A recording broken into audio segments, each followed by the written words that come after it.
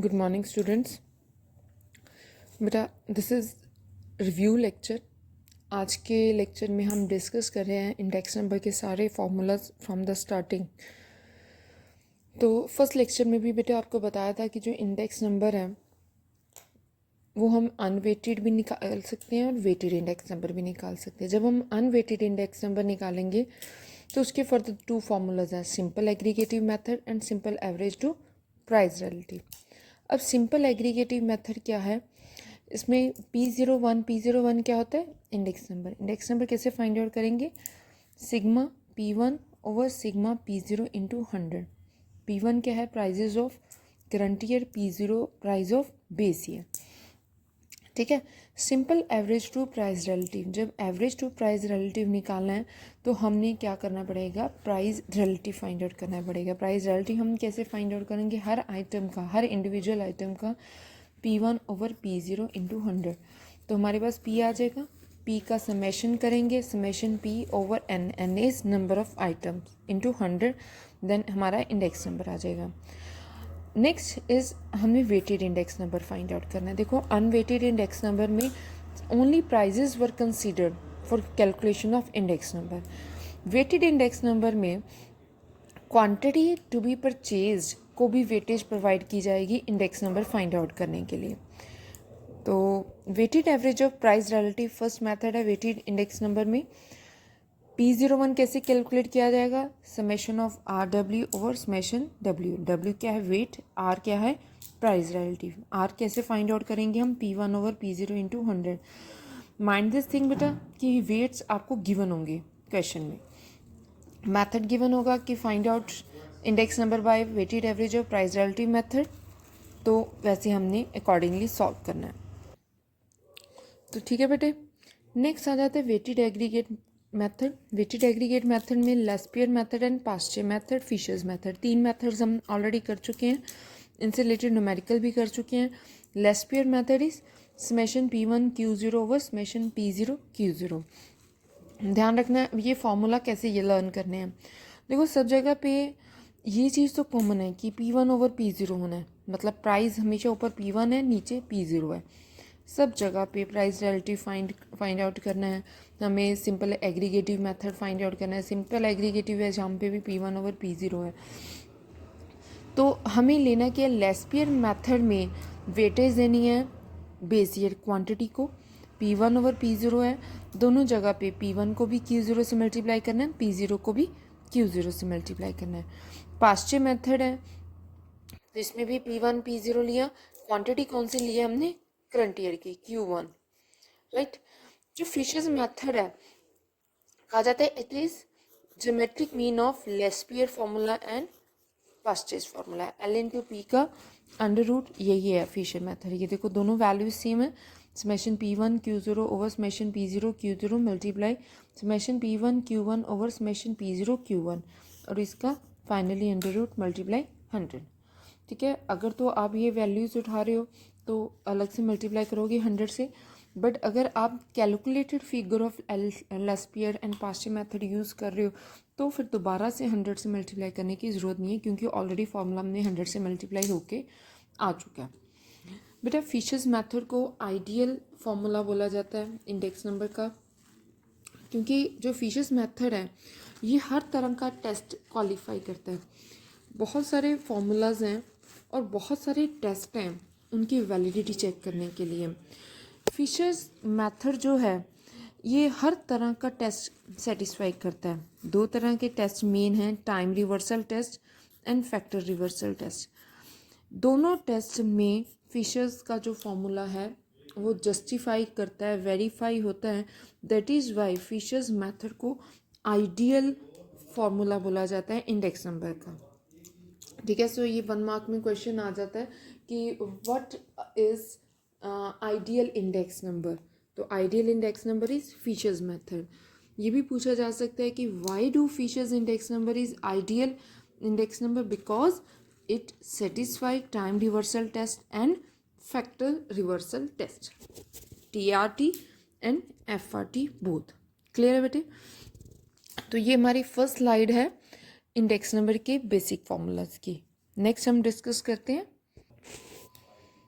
Index number of industrial production, ये topic भी हम कर चुके हैं। Index number of industrial production में बेटे इंडेक्सिंग की जाती है इंडस्ट्रियल आउटपुट की। देखो जो आउटपुट है करंट ईयर और बेस ईयर में डिफरेंट प्रोडक्शन होती है। तो जो इंडस्ट्रीज़ हैं वो अपनी इंडेक्सिंग करवाते हैं कि बेस ईयर के कंपैरिजन में करंट ईयर के आउटपुट में क्या चेंजेस आए हैं। कुछ इम्पॉर्टेंट आर्टिकल्स की लिस्ट तैयार की जाती है और वो आर्टिकल्स को ही इंडस्ट्रियल इंडेक्स प्रोडक्शन में काउंट किया जाता है, राइट। नेक्स्ट हम डिस्कस करने वाले हैं कंज्यूमर प्राइस इंडेक्स, राइट।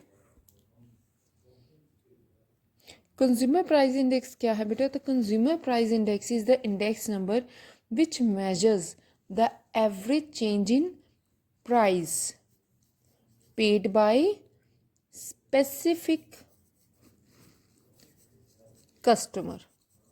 तो जो स्पेसिफिक क्लास ऑफ कस्टमर्स हैं जो वो गुड्स एंड सर्विसेज को बाय करते हैं करंट ईयर में in comparison with base year, तो उसकी इंडेक्सिंग की जाती है और चेंज ऑब्जर्व किया जाता है। The change in the price level affects the cost of living, क्योंकि देखो करंट ईयर में प्राइजेस कुछ और हैं, बेस ईयर में प्राइजेस कुछ और हैं। तो करंट ईयर बेस ईयर के प्राइजेस में चेंजेस की वजह से कस्टमर के लिविंग इंडेक्स में क्या चेंजेस आ रहे हैं। देखो उसका परचेजिंग पैटर्न चेंज होगा, परचेजिंग बिहेवियर कस्टमर का चेंज होगा because of change in prices, है ना। So accordingly consumer price index is also called the cost of living index. इसे कंज्यूमर प्राइस इंडेक्स भी बोलते हैं, कॉस्ट ऑफ लिविंग इंडेक्स भी बोलते हैं। इसे कैलकुलेट करने के बेटे हमारे पास दो फॉर्मूलाज हैं, aggregative method, family budget method. Aggregative expenditure में एग्रीगेटिव एक्सपेंडिचर कंसिडर किया जाता है कि सेम क्वांटिटी को अगर हम करंट ईयर प्राइजेस के अकॉर्डिंग बाय करें, उसको कंपेयर किया जाएगा सेम क्वांटिटी को बेस ईयर प्राइजेस के साथ, कि अगर बेस ईयर में जो प्राइजेस थे सेम उसी लेवल की प्राइजेस के साथ हम क्वांटिटी को बाय करें, सेम यूनिट्स जो आज बाय कर रहे हैं, तो हमारा कंज्यूमर प्राइस इंडेक्स क्या होगा। फैमिली बजट मेथड में क्या है बेटे? फैमिली बजट मेथड में हम फॉर्मूला यूज़ करेंगे sigma R W over sigma W. Weights will be assigned. Current year prices of the commodity is divided by the base year prices of the respective commodities. तो इससे क्या होगा, हमारा R find out होगा। R को हम weights के साथ मल्टीप्लाई करेंगे तो वो हमारा क्या बन जाएगा, वेटेड एक्सपेंडिचर। तो फैमिली बजट मेथड में हमने वेटेड कितना एक्सपेंडिचर करा डिवाइड बाय वेट्स। ये क्या है, RW क्या है, sum of product of price relatives with weight divided by sum of weight. This will be our consumer price index, right? तो अगर तो बेटे कंज्यूमर प्राइस इंडेक्स में हम प्राइजेस ले रहे हैं, ये प्राइजेस हम रिटेल प्राइजेस भी ले सकते हैं और होलसेल प्राइजेस भी ले सकते हैं। अगर तो हम होलसेल प्राइजेस ले रहे हैं then it will be wholesale price index, और अगर हम रिटेल प्राइजेस ले रहे हैं देन रिटेल प्राइस इंडेक्स बन जाएगा। ठीक है बेटे। सो अब हम न्यूमेरिकल पार्ट डिस्कस कर रहे हैं एग्रीगेटिव एक्सपेंडिचर मेथड और फैमिली बजट मेथड का। वैसे तो प्रैक्टिकल एप्लीकेशन बिल्कुल सेम है, जस्ट आपको CPI फाइंड आउट करना है, P1 Q0 P0 Q0। Family budget method में प्राइजेस आपके पास गिवन हो। तो हम बेटा डिस्कस करने वाले हैं एग्जाम्पल 8। देखो एग्जाम्पल 8 में क्या है, from the following information construct cost of living index number for the year 2005 by using both the methods, that is aggregate expenditure method and family budget method. दोनों मेथड्स अप्लाई करने हैं। 4 commodities हैं आपके पास A to D, prices given है year 2000 के and prices given है 2005 के, क्वांटिटी गिवन है ईयर 2000 की, प्राइजेस 2005 के। प्राइस एंड क्वांटिटी आपको बेस ईयर की गिवन है, प्राइजेस आपको करंट ईयर के भी गिवन है। तो लेट अस फाइंड आउट। तो फर्स्ट हम मेथड डिस्कस कर रहे हैं aggregate expenditure method. Aggregate expenditure method में फॉर्मूला क्या बेटे, formula is sigma P1 Q0 over sigma P0 Q0। ठीक है, ये ध्यान रखना है, ये लेस्पियर का फॉर्मूला भी सेम यही है, लेस्पियर वाला फॉर्मूला है ये। तो प्राइस है आपके पास, हमें फाइंड आउट क्या करना है, P1 Q0। मतलब P1 Q0, P1 को Q0 से मल्टीप्लाई करेंगे, 15 8 ज़ा 120, 25 9 ज़ा 225 एंड 200 120, समेशन हो गया 665।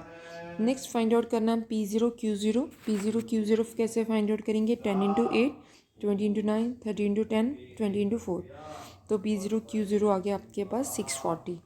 तो cost of living index is 103.91। अब हम सेम क्वेश्चन पे फैमिली बजट मेथड भी लगाएंगे। फैमिली बजट मेथड में हमें क्या फाइंड आउट करना है, or link relatives find out करना है। लिंक रिलेटिव कैसे होता है, P1 over P0 into 100, very simple.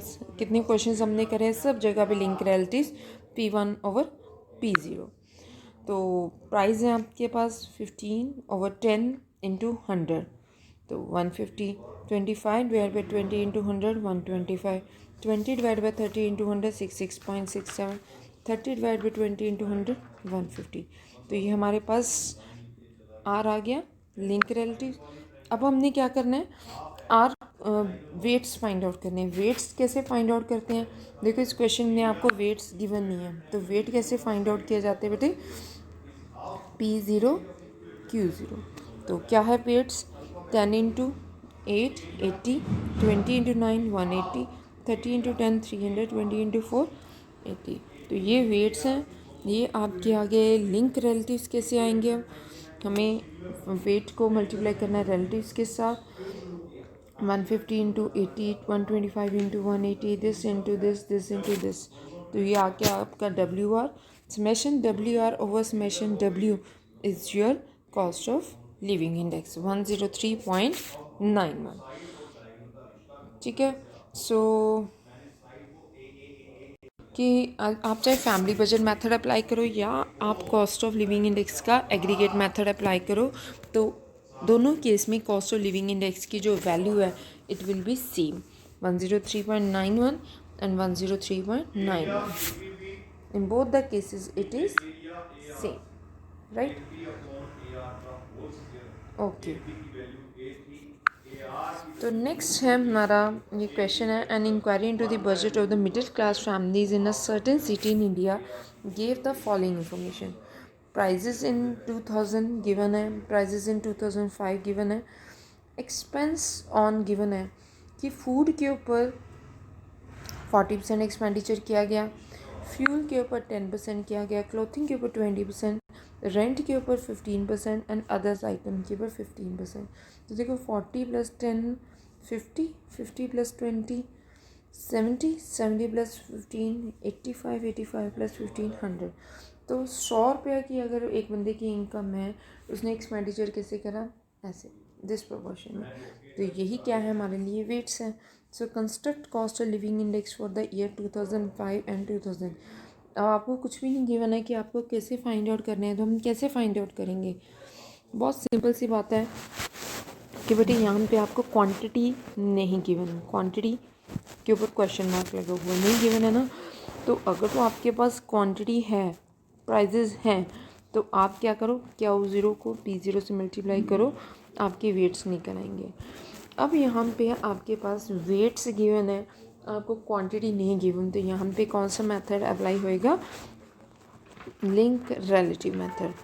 ठीक है, सो कैसे फाइंड आउट करेंगे हम, देखो आपके पास एक्सपेंडिचर गिवन है, उसका पैटर्न गिवन है, prices base year, prices current year. तो P1 ओवर P0 इंटू 100, आपके पास R आ गया, W को R के साथ या W को P के साथ मल्टीप्लाई करो तो WR आ गया, summation WR divide by summation W करा तो आपके पास कॉस्ट ऑफ लिविंग इंडेक्स आ गया। ठीक है, सो विद दिस बेटे आपका सारे फॉर्मूलाज कवर हो गए हैं and you have to complete your exercise. You can do any question from your exercise. So complete your exercise 2.3, right? अब इसके बाद हमारा एक टॉपिक लेफ्ट है, that is theoretical part.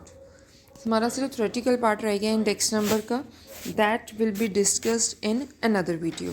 Thank you so much student, complete your questions by tomorrow. Thank you so much.